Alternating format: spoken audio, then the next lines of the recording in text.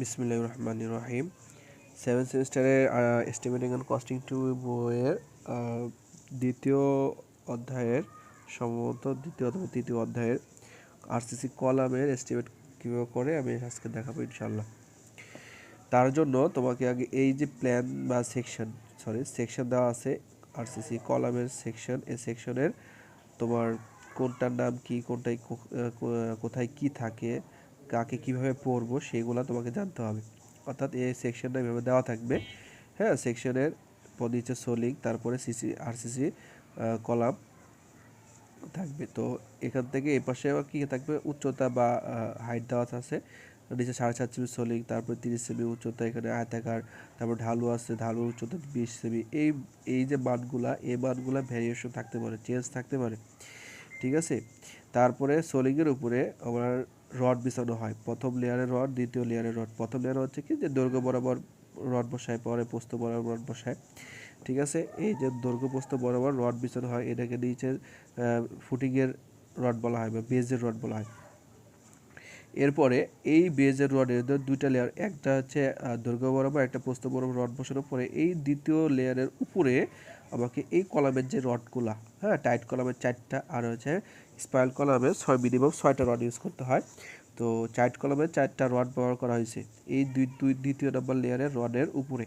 এই রডের উপরে আবার রডকে যদি আমি জাস্ট এভাবে রেখে দিই, এই পর্যন্ত বসায় দিতে রডটা থাকবে না, সেই জন্য নিচের দিকে একটু বেশি বাড়তি করে রাখা হয়, এটাকে বলা হয় লেগ, ঠিক আছে। এই লেগ সাধারণত যদি মান দেওয়া না থাকে তাহলে 30 সেমি ধরে নেব, আর যেই মান দেওয়া থাকবে সেটা ধরে নেব, যদি দেওয়া থাকে তাহলে ওইটাই দিব। তারপরে এই বন্ডিংটা ভালো হওয়ার জন্য কী করা হয়, হুক দেওয়া হয়, প্রত্যেকটা রডের দুই মাথায় হুক দেওয়া হয়। হুকের সূত্র হচ্ছে 10D। হ্যাঁ, যতগুলো হুক থাকবে ততগুলো 10D, অর্থাৎ একটা রডের দুই পাশেই হুক দেওয়া হলে 210D। ডি হচ্ছে ডায়া, লেগ থাকবে। তারপরে কি আছে, এই যে রডের গুলা, এই যে 4টা রডকে, মেন রডকে ধরে রাখার জন্য, হ্যাঁ, আর হচ্ছে উত্তম বডিংয়ের জন্য আমাকে স্ট্র্যাপ ব্যবহার করা হয়, যেটাকে বলা হয় টাই। হ্যাঁ, টাইট কলামের জন্য টাই বলা হয়, আর বিমের জন্য একই জিনিস, বিমের জন্যকে বলা হয়, বিমে ব্যবহার করা হলে সেটাকে স্ট্র্যাপ বলে, আর স্পাইরালে ব্যবহার করে স্পাইরাল বলে। সো এই রডগুলা 6 মিলিমিটার অথবা 10 মিলিমিটার, 10 মিলিমিটারের বেশি এই টাই রড ব্যবহার করা হয় না। তাহলে এটা কীভাবে পড়বো, 10 মিলিমিটার ডায়া, এটাকে ডায়া, হ্যাঁ, ফায়ের মতো চিহ্ন যেটা, সেটা হচ্ছে ডায়া। টাই ব্যবহার করা হয়েছে মানে প্রতি, এখানে লেখা আছে যে কোনটাকে কী বলে। যেটা আছে সেটা হচ্ছে ডায়া বা ব্যাস, রডের ব্যাস, মানে প্রতি, প্রতি, সেন্টার টু সেন্টার, সি/সি থাকলে সেটাকে বলে সেন্টার টু সেন্টার পড়বো। তারপরে হচ্ছে কি 4টা এবার দেওয়া থাকে অনেক সময়, সেটা 4 দিয়ে 16 মিলিমিটার বার, অর্থাৎ কি প্রথম যেটা দেওয়া থাকবে সেটা হচ্ছে সংখ্যা, আর দ্বিতীয়বার যেটা থাকবে সেটা হচ্ছে রডের ব্যাস, ঠিক আছে। আর আরসিসি কাজের জন্য যে সংখ্যা যে আমার কটা আছে, সেই সংখ্যার সাথে আয়তন গুণ করলে আবার আরসিসি কাজের আয়তন বের হয়ে যাবে। তারপরে এখানে কি আছে, টাইমার আছে 6 মিলিমিটার টাই, এটা মানে কি প্রতি 15 সেমি পর পর আমাকে এই রডগুলো, অর্থাৎ এই মাঝখানের দূরত্ব প্রতি 15 সেমি আছে, সেন্টার টু সেন্টার মানে কি এই রডের সেন্টার থেকে এই রডের সেন্টার পর্যন্ত দূরত্ব হচ্ছে 15, ঠিক আছে। তারপরে এই যে রডগুলো, ভার্টিক্যাল রড আছে 4টা 16 মিটার ডায়া ভার্টিক্যাল বার ব্যবহার করা হয়েছে, ঠিক আছে। এখন আমি যদি আরসিসি কাজ করি, আরসিসি কাজে আমার এই কখনো সোলিং হিসাব হয় না, আরসিসি হচ্ছে যতটুকু রড আর সিসি ঢালাই আছে সেটা হচ্ছে আরসিসি। সো এখানে 3টা সেকশন আছে, একটা, ঠিক আছে। এটা দেখতে একই রকম, আর এইটুকু একটা একই রকম, আর এখানে একটা একই রকম। এই 3টা যখন আরসিসি কাজে পরিমাপ বের করা হবে তখন আমি 3টা ঢালু থাকলে 3টা, আর যদি আয়তাকার থাকে বা বর্গাকার থাকে তাহলে 2টা বলা হবে। আর এখানে নিচের যে আমার কি বলে, এই সেকশনের প্ল্যান আমার এখানে দেওয়া আছে, ঠিক আছে। যে আমার দৈর্ঘ্য কত 200, আর প্রস্থ কত 125, আর কলামের সাইজ হচ্ছে 40x25, অর্থাৎ কলামের দৈর্ঘ্য 40, প্রস্থ 25। আর ক্লিয়ার কভার সাধারণত কলামের 5 সেমি ধরা হয়, বইয়ে দেওয়া আছে, অধিকাংশ ম্যাথের ক্ষেত্রে ইউজ করা হয়েছে। আর নিচে এই যে ফুটিংয়ের যে রডগুলো ইউজ করা হয়েছে, সেই রডগুলো কত, 12 মিলিমিটার ডায়া মেন বার বা বেজের মেন বার @ 15 সেমি সেন্টার, অর্থাৎ কি এই যে রডগুলো বসানো হয়েছে এই রডের স্পেসিং হচ্ছে 15 সেমি, centre to centre both side, মানে এদিকে 15 সেমি এদিকে 15 সেমি পরপর রডগুলো বসানো হয়েছে। আর নিচে আমি এক্সট্রা হিসাবে একটা দেওয়া থাকবে দুইটাই, আর নিচে আমি এক্সট্রা হিসাবে একটা স্পাইরাল কলামের দেখাইছি, সেম জিনিস একই রকম থাকতে পারে, সেটা হচ্ছে স্পাইরাল কলামের ডায়া দেওয়া থাকবে, হ্যাঁ, যে কয়টা রিং ব্যবহার করা হয়েছে, এখানে 10 মিলিয়ন ডায়া, স্পাইরাল বার, পুরো সেমি সেন্টার টু সেন্টার। আর এখানে যেমন 2টা বার দেওয়া থাকে, এখানে 2টা না, এখানে যেমন কলাম 40x25, এটা 2টা বার দেওয়া থাকে, কারণ এটা আয়তাকার। আর যদি বৃত্তাকার হয় তাহলে একটাই বার, পুরো semi centre semi dia circular column.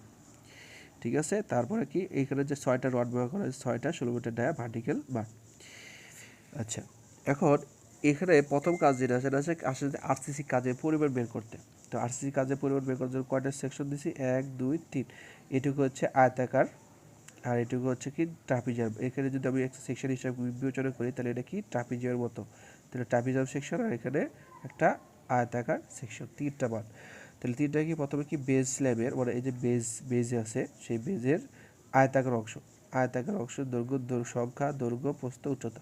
সংখ্যা আছে কি, ধরলাম একটা কলাম, যদি আমাকে একটা বিল্ডিংয়ের 10টা কলাম থাকে 10 দিয়ে দিব। একটা কলাম দৈর্ঘ্য কত, 2 মিটার, প্রস্থ 1.25 মিটার, আর উচ্চতা কত, উচ্চতা বলে কি এই যে ব্লেজের আয়তাকার অংশ যতটুকু অতটুকু উচ্চতা কত, 30.30 এত ঘন মিটার। তারপরে কি বেস স্ল্যাবের ট্রাপিজিয়াম অংশ, ট্রাপিজিয়াম অংশের আয়তন নির্ণয় করার সূত্র কি, যে এন, আর এখানে দৈর্ঘ্য, প্রস্থ, উচ্চতা গুণ করলে আয়তন হবে। আর আয়তন নির্ণয় সূত্র হচ্ছে, আমরা ট্রাপিজিয়ামে আয়তন নির্ণয় সূত্র এস্টিমেট 1-এ পড়ছি, D/6 A1 + A2 + 4AM। D হচ্ছে গভীরতা, কতটুকু ট্রাপিজিয়ামের গভীরতা আছে কত, 20 সেমি, তাহলে 0.20/6। আর A1 হচ্ছে কি নিচের অংশে ক্ষেত্রফল, অর্থাৎ কি নিচের ক্ষেত্রফল 200 × 125 বা 2 × 1.25 প্লাস A2 উপরের অংশের ক্ষেত্রফল, উপরের অংশ কতটুকু, এটুকু, অর্থাৎ 40 আর 25, তাহলে 0.40 প্লাস ইন্টু 0.25 প্লাস 4AM, অর্থাৎ দৈর্ঘ্য দুইটার, উপরের দৈর্ঘ্য নিচের দৈর্ঘ্যের গড়, প্রস্থ উপরের প্রস্থ নিচের প্রস্থের গড়, এই দুটো গুণ করলে হবে 4AM। এটা ক্যালকুলেশন করলে হবে, যেটা হবে সেটা হচ্ছে ঘনমিটার। এরপরে যে কলাম অংশ, আয়তাকার কলাম অংশ, সেই কলাম হচ্ছে কি, যে দৈর্ঘ্য 40 25, আর এখান থেকে উচ্চতা কতটুকু আছে সেই উচ্চতা এখন এই কলাম এই পর্যন্ত, এরপরে যেটা সেটা হচ্ছে বিম থাকবে। তো কলাম যদি হিসেব করি তাহলে 300 পর্যন্ত হিসাব করব। তাহলে আবার টোটাল যে হাইটটা আছে, এখানে আয়তাকার এই ট্রাপিজিয়াম অংশ থেকে 50 60 300 যোগ করলে হয় 4.10। আর দৈর্ঘ্য অবস্থা 40 আর 25, তাহলে সংখ্যা আছে একটা, 3টা গুণ করলেই আমার আয়তন বের হয়ে যাবে। এটা হচ্ছে মোট আয়তন, এটাই হচ্ছে আমার অ্যান্সার। এখন বৃত্তাকার কলামের ক্ষেত্রে 1 আর 2 নম্বর, অর্থাৎ কি বেজের বৃত্তাকার কলামের ক্ষেত্রে 2টা সেমই হয়। ঠিক আছে, এ যদি এরকম টাইট মানে ঢালু কলাম থাকে তাহলে এরকম 2টা সেম থাকবে, তারপরে মাঝখানে উপরে যেয়ে কী হয়ে যাবে, এটা চেঞ্জ হয়ে যাবে। ঠিক আছে, এখন বৃত্তাকার কলামের জন্য অনেক সময় থাকে কি, যে পিন্থ লেভেল, এই যে পিন্থ লেভেল আছে, পিন্থ লেভেল পর্যন্ত আয়তাকার দেয়, এভাবে আয়তাকার দিয়ে পিন্থ লেভেল পর্যন্ত এভাবে আয়তাকার দিবে, দেওয়ার পরে এরপরে যাই আমরা কী হয়ে যাবে, বৃত্তাকার কলাম, জাস্ট এটুকু হবে, সার্কুলার কলাম হয়ে যাবে। ঠিক আছে, মানে এরকম কীভাবে বুঝবো যে আয়তাকার আছে কি না, সেটা হচ্ছে কি এই যে এই সেকশন থেকে বুঝবো যে এখানে পিএল পর্যন্ত এই আয়তাকার আছে, আয়তাকার দৈর্ঘ্য কত, 30 × 30, একটা বর্গাকার একটা অংশ আছে, কতটুকু, পিএল পর্যন্ত। তারপরে থেকে সার্কুলার কলাম হয়ে গেছে কত, 35 সেমি একটা কলাম উঠছে। তো এখানে আবার এই পিএল পর্যন্ত একটা বর্গাকার অংশ আছে, সেই বর্গাকার অংশটুকু আলাদা হিসাব করতে হবে, কতটুকু পিএল পর্যন্ত। তারপরে এই পর্যন্ত হওয়ার পরে 50 আর 60 এই দুইটা গুণ করলে হবে 110 হাইটে, 110 পর্যন্ত হাইট হচ্ছে কী আছে, আমার বর্গাকার একটা অংশ আছে, এই অংশটাকে আলাদা করতে হবে। যদি এই অংশটুকু না থাকে, ডাইরেক্ট যদি এখান থেকে দেওয়া থাকে, জাস্ট খালি ওই অংশটুকুই হবে। মানে এরপরে এই যদি মানে এই অংশটুকু পিএল পর্যন্ত আলাদা যদি দেওয়া না থাকে তাহলে এই অংশটুকু করার দরকার নেই, আর যদি দেওয়া থাকে তাহলে এই অংশটুকু করতে হবে। দেখো এরকম চিত্রটা এরকম হবে। ঠিক আছে, যে এখানে এই পর্যন্ত আয়তাকার অংশ, এগুলো ট্রাপিজিয়াম অংশ, এখান থেকে এটুকু হচ্ছে আমার পিথ লেভেল পর্যন্ত একটা বর্গাকার অংশ, আর এখান থেকে স্পাইরাল কলাম উঠছে। ঠিক আছে, তাহলে কয়টা অংশ হবে, 1 2 3 4। ঠিক আছে, এই 4টা অংশ হচ্ছে এখানে দেখানো হয়েছে, যে প্রথম দুইটা সেম, দ্বিতীয় নম্বর হচ্ছে পিএল পর্যন্ত বর্গাকার অংশ, আর চতুর্থ নম্বর হচ্ছে বৃত্তাকার কলাম, অর্থাৎ কি এরপরে যতটুকু আছে ততটুকু বৃত্তাকার কলামের ক্ষেত্রফল সূত্র হচ্ছে কি 1 × সংখ্যা π/4d² × উচ্চতা। ঠিক আছে, এই তিনটে গুণ করলে যেটা হবে এত হচ্ছে ঘনমিটার। এটা হচ্ছে আমার আরসিসি কাজের পরিমাণ নির্ণয়। এরপরে আরসিসি কাজের পরিমাণ থেকে বা সিসি কাজের পরিমাণ থেকে মালামাল যদি নির্ণয় করতে হয় তাহলে কি করতে হবে। মালামাল নির্ণয় করা খুব সহজ, সকল কিছুর মালামাল আরসিসি বা সিসি যেটাই হোক সব মালামাল নির্ণয় করার পরিমাণ একই সিস্টেম একই রকম। সেটা কি যে মোট আরসিসি কাজ। তাহলে দেখো এখানে আরসিসি মালামাল কীভাবে বের করবো। আরসিসি মোট কাজ এটা হচ্ছে যে এই যে এখানে যে আমার আরসিসি যে টোটাল কাজ যে পরিমাণটা বের হবে এটা হচ্ছে মোট আরসিসি কাজের পরিমাণ। এটার থেকে আমাকে মালামাল বের করতে হবে। সো মালামাল বের করার জন্য আমরা জানি যে মালামাল বাজারে কিনতে পাওয়া যায় শুকনা, সেই জন্য আমাকে ভেজা আরসিসি মানে কি এখানে যে কাজ করার পরে যতটুকু অংশ পাইছি কাজ করার ভেতরে পানি ইউজ করা হয়েছে না, হ্যাঁ পানির থেকে পানির যে কোনো জিনিসের শুকনা জিনিসে পানি ইউজ করে সেটা কমে যায়। এই জন্য এটাকে মানে পরিমাণটাকে বেশি করতে হবে। কতটুকু বেশি করা হবে সেটা হচ্ছে কি 1.5 গুণ। আমরা জানি কি এখানে লেখা আছে যে শুকনো আয়তন ভেজা আয়তনে কত গুণ 1.5 গুণ মানে বেশি হয়। এই জন্য আমাকে যদি মালামাল বের করতে যাই অবশ্যই সেটাকে শুকনো আয়তনে বের করে নিতে হবে। অর্থাৎ মোট আরসি কাজ যতটুকু পাবো সেটা লিখবো, লেখার পরে অতএব শুকনো আয়তন হচ্ছে এই পরিমাণে 1.5 গুণ 1.5 গুণ করবো তার তো ঘনমিটার। এখন অনুপাত বইয়ে দেওয়া থাকতে পারে, নাও দেওয়া থাকতে পারে। যদি দেওয়া থাকে যেটা দেওয়া থাকবে সেটা ধরবো, আর যদি দেওয়া না থাকে তাহলে আরসিসি কার জন্য 1 2 4 অথবা 1 2 3 ইউজ করবো। সাধারণত এটা 1 2 4 অনুপাতে বেশি ইউজ করা হয়। তাহলে অনুপাতের যোগফল, এখন অনুপাত ধরে নিলাম, এখন এই অনুপাতের যোগফল দিয়ে দেবো 1 2 4 অনুপাত যোগফল হচ্ছে 7। এখন আমরা সিমেন্ট বের করবো। সিমেন্ট কীভাবে বের করবো? সিমেন্ট হচ্ছে যে আমরা কতটুকু শুকনো আয়তন পাইছি সেই শুকনো আয়তন ইন্টু অনুপাত হচ্ছে 1 অনুপাত, এই জন্য 1 ভাগ অনুপাতের যোগফল ইন্টু 30 কেন? আমরা জানি যে 1 ঘনমিটার সিমেন্টের জন্য এখানে দেখো এটা একক হচ্ছে ঘনমিটার, একক নয়, এর কোনো একক নয়, তাহলে এটুকু অংশের একক মানে একক কী হবে? ঘনমিটার। তাহলে সিমেন্ট তো ঘনমিটার পাওয়া যায় না, সিমেন্ট বস্তায় পাওয়া যায়। এই জন্য আমাকে কী করতে হবে? 30 দিয়ে গুণ করতে হবে। কেন? কারণ আমরা জানি 1 ঘনমিটার সিমেন্টের জন্য কয় ব্যাগ সিমেন্ট লাগে? 30 ব্যাগ। তাহলে 30 দিয়ে গুণ করলে যেটা হবে সেটা হচ্ছে আমার ব্যাগ।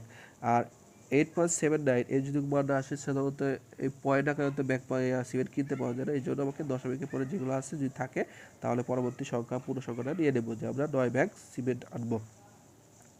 এরপর স্যান্ডের জন্য কি? শুকনো আয়তন ইন্টু অনুপাত হচ্ছে 2 ভাগ 7 অনুপাতের যোগফল।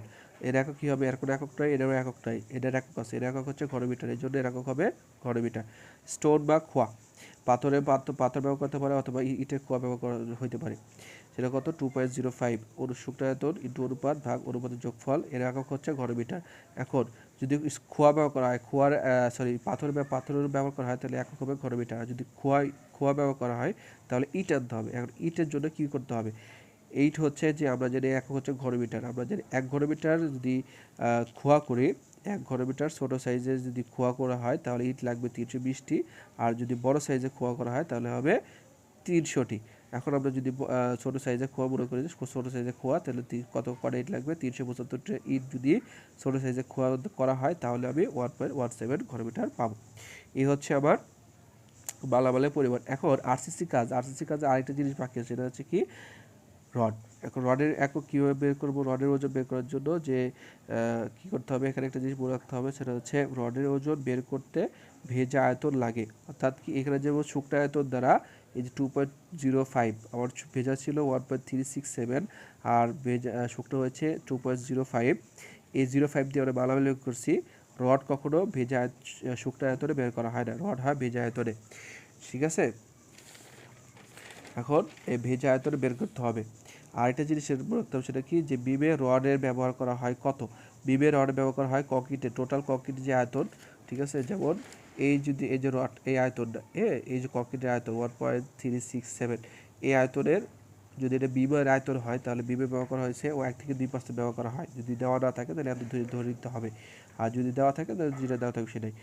সাধারণত 1 থেকে 2% দেওয়া থাকে। কলমের ব্যবহার করা হয় 1 থেকে 5% অথবা 1 থেকে 8%, যেটাই দেওয়া থাকুক এক রকম দেওয়া আছে। তাহলে রডের পরিমাণ বের করব কীভাবে? ধরলাম যে রডে একটা 5% রড ব্যবহার করা হয়েছে, কলমে 5% রড ব্যবহার করা হয়েছে, তাহলে রডের পরিমাণ হবে ভেজা আয়তন ইন্টু পার্সেন্টেজ অথবা শতকরা 5কে তাহলে ভাগলে কী হবে? 100 দ্বারা ভাগ দিতে হবে। আর হ্যাঁ, এটার কোনো একক নাই, এটার একক আছে, একক কি? ঘনমিটার। আমরা জানি রডের একক হয় কি? কেজিতে, সেজন্য ঘনমিটার থেকে কেজিতে আনতে হলে কী করতে হবে? এই 7850 দ্বারা ভাগ করতে হবে, গুণ করতে হবে। কেন? আমরা জানি 1 ঘনমিটার রডের ওজন হচ্ছে 7850 কেজি, তাহলে 3টা গুণ করলে যেটা হবে সেটাই হচ্ছে আমার রডের ওজন। এই হচ্ছে আমার আরসিসি মালামাল বের করা। আশা করি তোমরা এই পদ্ধতিতে তোমরা যত আছে সবগুলাই বের করতে পারবা।